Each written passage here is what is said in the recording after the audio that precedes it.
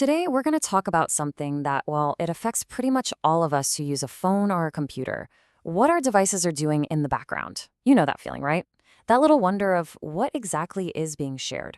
Our goal here is super simple, to help you understand what's going on. This isn't about making you worried, it's just about building awareness so you can stay calm and feel more in control. This quote, it really gets to the heart of what we're digging into today. We tend to think of our phones and laptops as these super personal things, that they work for us. But this is a good reminder that, at the end of the day, their primary loyalty is to the company that built them. So, what does that actually mean for us and our information? Let's take a look. When we get a new device, we're all about the flashy features, the camera, how fast it is. But what if I told you that with every single tap, every search, every place you go, a kind of secret diary is being written about you? And for the most part, you don't even get to read it. So let's see what's actually being written in that diary. So how does this diary get written and sent off? Well, the technical word for it is telemetry. I know, it sounds kind of complex, but the idea behind it is actually really simple. Just think of it as your device calling home to its manufacturer every now and then, giving them a full health report. And it's a very detailed report, covering everything from which apps you use to when your system crashes. Now, you might be thinking, okay, is this just a problem with one specific company? And the short answer is no. It doesn't really matter if you're on an iPhone, an Android, or a Windows PC. Your device is reporting back.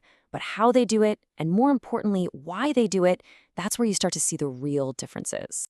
It's really tempting to look at this whole situation and try to find a good guy and a bad guy. But the truth is, it's just not that simple. Each one of these companies has a different reason for collecting data. And if we want to manage our own privacy, we first have to get a handle on what those different goals are. Okay, let's just pause on this slide for a moment and really look at what it's showing us. Let's focus on this row here, ads and profiling.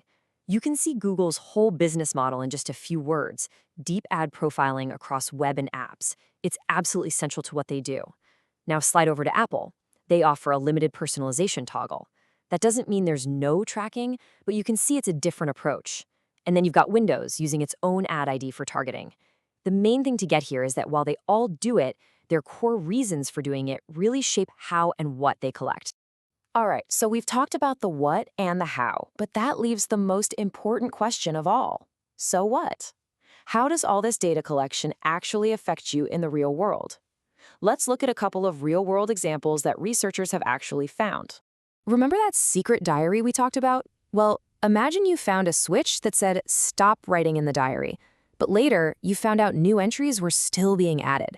That's kind of what researchers have seen in a few cases. For instance, some iPhones were still sending data about how the App Store was being used, even when people had turned off analytics sharing. And similarly, some Windows machines set to the basic privacy level were still sending telemetry. These examples just show that sometimes the data keeps flowing more than you'd expect. This chart here really shows you the difference in the sheer amount of data we're talking about, at least according to one study.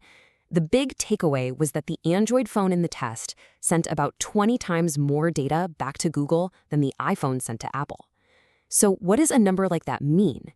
It suggests that a much, much more detailed picture of what was happening on the device was being sent back to Google, which, of course, is really valuable for their ad business.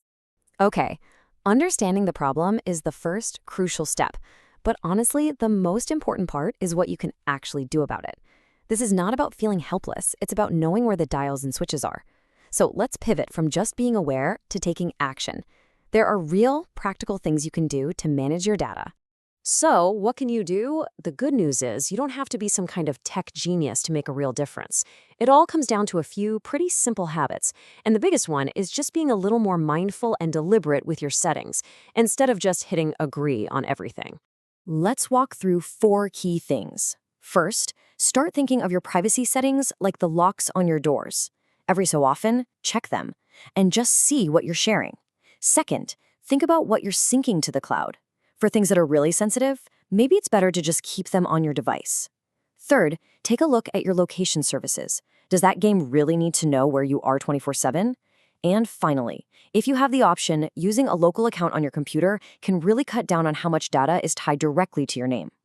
The key through all of this is to simply stay alert. If there's one habit to build, it's this. Before you click agree, before you install a new app, just pause, take a breath, ask yourself, does this really need access to my contacts, my microphone? A few seconds of review can make all the difference in the world. So we've gone through some of the practical stuff, but it also helps to kind of zoom out and look at the bigger picture here, because really, this is all about a fundamental trade-off, one we make every single day, often without even thinking about it, the trade between convenience and our data. And what that trade-off looks like really depends on which ecosystem you're in. With Apple, you're usually paying more for the hardware. And in exchange, they use your data to make their ecosystem stronger and keep you in it.